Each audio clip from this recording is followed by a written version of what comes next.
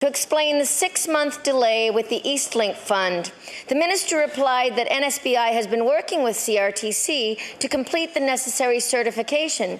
Well, Mr. Speaker, it turns out that CRTC granted conditional approval last October 19th, and at that time, NSBI was asked to provide additional documents in order for full approval to be granted. I'll table that.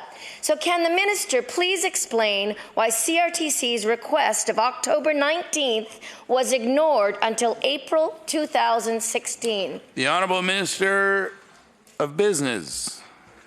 Thank you, Mr. Speaker. Mr. Speaker, NSBI continues to work with CRTC. I've indicated to my colleague, both in estimates and previous question period questions, that they anticipate that the appropriate procedures will be in place by the end of May, and at that time, able to take applications. The Honourable Member for Truro, Bible Hill, Millbrook, Salmon River.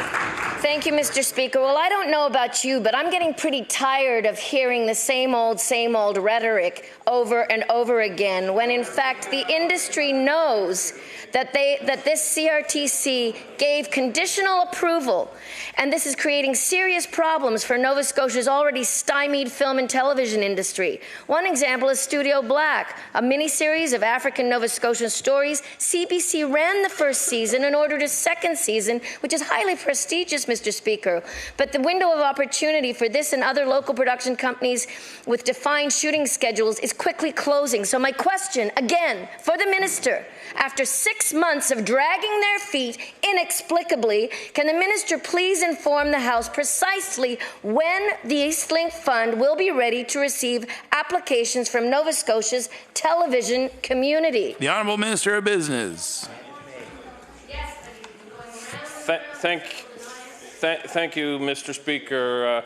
Interesting to hear my colleague comment about going around and round in circles. I think that's the conclusion that many would draw. I've answered the question. NSBI is working with CRTC. There was conditions attached to the conditional approval that my colleague references. They continue to work, Mr. Speaker, and they've indicated to me that the fund will be open to applications by the end of May. That's the answer.